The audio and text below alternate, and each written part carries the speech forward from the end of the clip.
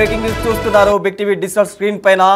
Yes, ఇప్పుడిప్పుడే అసలైన నిజాలు బయటకు వస్తున్నాయి, పచ్చి నిజాలు బయటకు వస్తున్నాయి. పాకిస్తాన్ పరిస్థితి ఎంత అస్తవ్యస్తంగా మారిపోయింది భారత్తో పెట్టుకుంటే అనేది ఇప్పుడిప్పుడే క్లియర్గా కంటికి కనపడుతోంది. అయితే మేము ఈ యుద్ధంలో మేము ఓడిపోలేదు, మేము ఖచ్చితంగా భారత్ పైన ఘన విజయం సాధించాము, భారతే ఓడిపోయింది అని చెప్పేసి పాకిస్తాన్ ఒగల ప్రగల్భాలు పలికింది. కానీ చూసినట్లయితే ఖచ్చితంగా పచ్చిగా చూసినట్లయితే మాత్రం పచ్చి నిజాలు బయటకు వస్తున్నాయి ఒక్కొక్కటిగా ఇప్పుడిప్పుడే. ఎందుకంటే మీరు బిగ్ టీవీ స్క్రీన్ పైన చూడొచ్చు, మన ఇండియన్ హెలికాప్టర్ ఏదైతే పాకిస్తాన్ యొక్క యుద్ధ విమానం ఉందో దాన్ని బంధించి మరి భారత్కు తరలిస్తుంది. ఆ విజువల్స్ మీరు బిగ్ టీవీ స్క్రీన్ పైన మీరు కళ్ళారా చూడొచ్చు. ఆ ఫోటో కూడా అది మన కళ్ళ కట్టినట్లుగా కనిపిస్తుంది.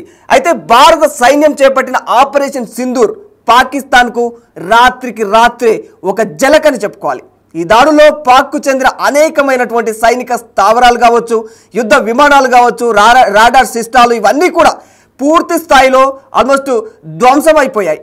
పాకిస్తాన్ వాయుసేన అసలు దీని భారత్ ఇచ్చిన జలకి గడగడలాడిపోయింది.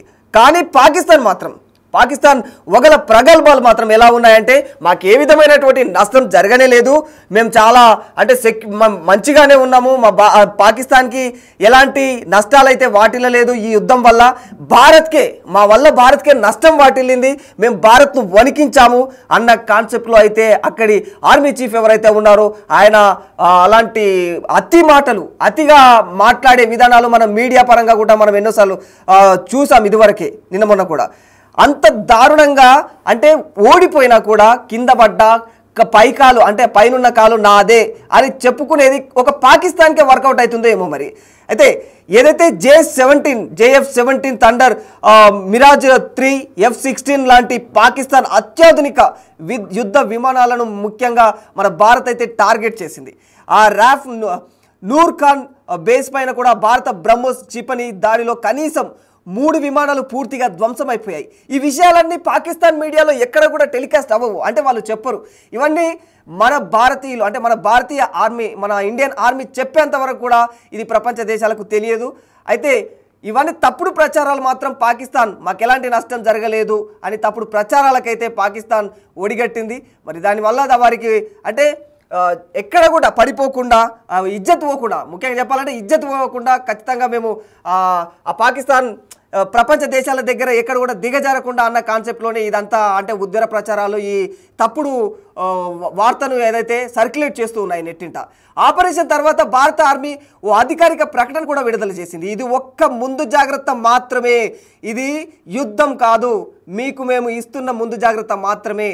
చాలా అలర్ట్గా ఉండాలి పాకిస్తాన్, భారత్తో పోట్లాట అంటే కొట్లాడే ముందు చాలా జాగ్రత్తగా ఉండాలి. భారత్తో యుద్ధం అంటే మీరు ఆషామాషి విషయం కాదు అన్నట్లు కూడా ఫస్టే ఒక ప్రెస్ మీట్ పెట్టి మరి అలర్ట్ కూడా చేసింది. అయినా సిగ్గు శరం అనేది లేకుండా భారత ఆర్మీ పైకి ఏదైతే పాకిస్తాన్ ఉందో టెర్రరిస్టులను ఊసిగోల్పడము, ఇలాంటి చర్యలతోటి ఇంకా కూడా దిక్కుమాలిన పనులకైతే ఇంకా వడిగడుతూనే ఉంది. అయితే విదేశీ మీడియా ప్రతినిధులు కూడా ఈ విషయంలో చాలా వరకు విచారణ తెలియజేశారు. పాక్ సైనిక వర్గాలు కూడా ఫైటర్ జెట్ల ధ్వంసమయ్యాయని వారు కూడా విదేశీ ప్రతినిధులు కూడా అంగీకరించారు. తమకు జరిగిన నష్టం తక్కువ చూపించేందుకు ఎప్పటిలాగే వారు ప్రయత్నిస్తూ ఉన్నారనమాట. అంటే మాకు ఎలాంటి నష్టం జరగలేదు, మేము చాలా ప్రశాంతంగా ఉన్నాం, భారత్కే ఎక్కడ లేని నష్టం అంతా భారత్కే జరిగింది అన్న కాన్సెప్ట్లో అయితే పాకిస్తాన్ ఒగల ప్రగల్భాలు పలికే ఆ విధంగా ప్రయత్నిస్తూ ఉంది. భారత ఆర్మీ హెలికాప్టర్ ఒక ధ్వంసమైన పాక్ యుద్ధ విమానాన్ని లాగుతూ దాన్ని బంధించి మరి భారత్కు తరలిస్తూ ఉండడాన్ని మీరు కనీసం చూడొచ్చు. బిగ్ టీవీ స్క్రీన్ పైన మీకు కళ్ళ కట్టినట్లుగా కనిపిస్తూ ఉంది. అది పాక్ పరిస్థితి. అది ఒకేసారి పాక్ ఎయిర్ ఫోర్స్ బేస్లు, మిస్సైల్ నిల్వలు, సైనిక ప్రధాన కేంద్రాలు అన్నిటిని కూడా ఒక్క రాత్రి నిమిషాల వ్యవధిలోనే టార్గెట్ చేసి దెబ్బ కొడితే మొత్తం ఎక్కడొక్కడ కుప్ప కూలిపోయాయి పాకిస్తాన్లో. ఇది భారత్ సత్తా అంటే ఎలా ఉంటుందో పాకిస్తాన్కు ఈసారి ఈ ఆపరేషన్ సింధూర్లో భాగంగా పాకిస్తాన్కు అర్థమయ్యేలాగా ఇప్పటికే చెప్పింది. అయినా కూడా కుక్కతోక వంకర అన్న బుద్ధి మాత్రం పోనించుకోదు పాకిస్తాన్. యథావిధిగా మాకు ఎలాంటి నష్టం జరగలేదు, మా వల్లనే భారత్ అతలాకుతలమైంది. అదేదో పెద్ద పెద్ద డైలాగులు కొట్టాడు అనమాట. వాళ్ళ మీడియా పాక్ మీడియా ఛానల్లో కూడా వారు చెప్పే ఆ మాటలు అక్కడి మీడియా కూడా అక్కడి ప్రభుత్వమే అనుకుంటే అక్కడి మీడియా సంస్థలు కూడా అంతే దారుణంగా ఉన్నాయి. భారత్ ప్రయోగించిన బ్రహ్మోస్ క్షిపణులు ఇంకా వాటి గురించి చెప్తే ఇక పాకిస్తాన్ గుండెల్లో అయితే ఇంకా నెక్స్ట్ టైం భారత్తో పెట్టుకోవాలంటే కూడా గడగడలాడిపోవాల్సిందే. ఎందుకంటే భారత్ ఏదైతే బ్రహ్మోస్ క్షిపణి ఉందో భారతదేశం యొక్క బ్రహ్మాస్త్రం అని గుర్తుపెట్టుకోవాలి. అది తలుచుకుంటే పాకిస్తాన్ మొత్తం ఎక్కడిదక్కడ చెల్లాచెదరైపోతుంది. ఆ విధ్వంసం ఎలా ఉంటుందో కూడా ఆ చిన్న ఒక్క శాంపుల్ బ్రహ్మోస్తోనే కళ్ళకు కట్టినట్లుగా చూపించారు. ఎలా ఉంటుంది బ్రహ్మోస్తో పెట్టుకుంటే. భారత్ దగ్గర బ్రహ్మోస్ లాంటి ఇంతటి అత్యాధునిక క్షిపణులు ఉన్నాయి, మా దగ్గర అణ్వాయుధాలు ఉన్నాయి, మమ్మల్ని ఎవరు ఏమీ చేయలేరు అని ఇదివరకు పెద్ద పెద్ద ప్రగల్భాలు పలికింది. ఎప్పుడైతే ఈ బ్రహ్మోస్ క్షిపణి పాకిస్తాన్ పైన అటాక్ చేసిందో ఆ తర్వాత కొద్ది కొద్దిగా వాళ్ళ లోపల భయం స్టార్ట్ అయింది. అయితే ఇప్పటి వరకు పెద్ద పెద్ద ప్రగల్భాలు పలికారు. ఈ యుద్ధం విరమణ తర్వాత ఏదైతే యుద్ధ వాతావరణం కొంచెం సద్దుమణిగిన తర్వాత ఇప్పుడు అర్థమైపోతుంది, ఇప్పుడు తెలుస్తుంది అసలు విషయాలు. మెల్లమెల్లగా ఒక్కొక్కటిగా ఈ రూపంగా బయటపడుతూ ఉన్నాయి. మీరు చూడొచ్చు, బిగ్ టీవీ స్క్రీన్ పైన ఫోటో చూడొచ్చు, కళ్ళకు కట్టినట్లుగా ఎంత అద్భుతంగా చూడు. పాకిస్తాన్ ఏదైతే యుద్ధ విమానం ఉందో దాన్ని భారత ఆర్మీ హెలికాప్టర్లో దాన్ని బంధించి మరి భారత్కి ఏ విధంగా తరలిస్తున్నారు. ఒక టెర్రరిస్టుని నిజంగా ఒక టెర్రరిస్టునే పట్టుకొని అట్లా బంధించి తీసుకొస్తుంటే ఎంత ఆనందం వేస్తుందో. ఆ యుద్ధ విమానాన్ని తీసుకొస్తూ ఉంటే కూడా నిజంగా అబ్బా కళ్ళకు కట్టినట్లుగా కనిపిస్తూ ఉంది, చాలా ప్రశాంతంగా అనిపిస్తుంది. ఇది రాబాయి పాకిస్తాన్ భారత్ యొక్క బలం ఇదిరా నాయన అని చెప్పి ఈ రూపకంగా నిరూపిస్తున్నట్లు అనిపిస్తుంది ఈ ఫోటో చూస్తూ ఉంటే. ఈ దాడుల అనంతరం కూడా air marshal A K Bharati media ముందుకు కూడా వచ్చి కీలకమైన ప్రకటనలు చేశారు. మన సరిహద్దుల్లోకి ప్రవేశించబోయే పాక్ యుద్ధ విమానాలను అడ్డుకున్నాం. ఎన్నోసార్లు వీళ్ళు కూడా మన ఇండియన్ ఆర్మీ కూడా అనేక విధాలుగా అనేక సార్లు చెప్పడం జరిగింది. కొన్ని ప్రాంతాలను ఇంపార్టెంట్ ఏవైతే పాకిస్తాన్కి ఏదైతే నావికా స్థావరాలు ఉన్నాయో వాటన్నిటిని కూడా మొత్తం కూల్చి పారేసినట్లుగా అన్ని విషయాలు వారు కూడా చెప్పడం జరిగింది. అయితే పాకిస్తాన్ మిలిటరీ మాత్రం దీన్ని అంగీకరించలేకపోయింది ఇప్పటివరకు. కానీ ఆ విషయాలన్నీ దాస్తే దాగే విషయాలు కావు కాబట్టి ఇప్పుడు యుద్ధం సద్దుమణిగిన తర్వాత ఈ విషయాలన్నీ అయితే బయటికి వెలుగులోకి రావడం జరుగుతుంది. చూడొచ్చు మీరు కూడా ఆ పరిస్థితులు ఎలా ఉన్నాయో బిగ్ టీవీ స్క్రీన్ పైన. His air bases, command centers, military infrastructure, air defense systems across the entire Western Front. The bases we struck include Chaklala, Rafiki, and mind you, Chaklala is Islamabad. Rahim Yar Khan, Sakar, sending a clear message that aggression will not be tolerated. This was followed by strikes at Sargoda, Bholari, Jacobabad. We also struck the C2 centers at Murid, the UE complex at Murid, Rafiki, radar at Chunia, which I will show you, Rahim Yar Khan airfield, and the unmanned combat aerial vehicle hangar at Sakar. I would like to reiterate here that we have the capability to target every system at these bases and more. However, it was only a measured response to instill good wisdom to our adversary to refrain from further escalation. IF response was directed only at military installations, avoiding civilian and collateral damage. I would now like to show you some of the effects that have been achieved as a result of our air operation.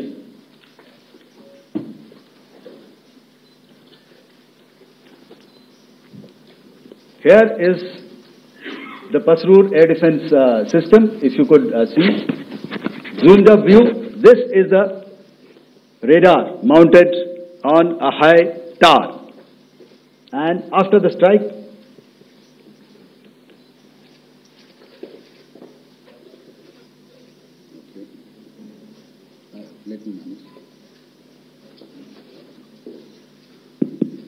thank you.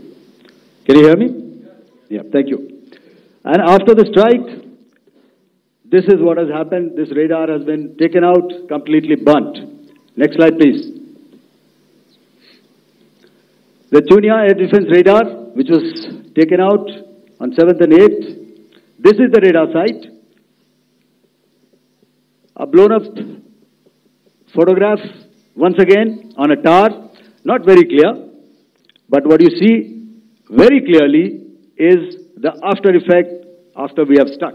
The radar head has been completely decapitated. Next slide, please. Arifwala air defense radar.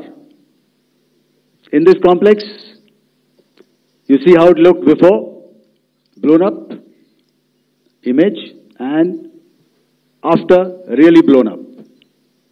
Next. Now coming to Sargodha airfield.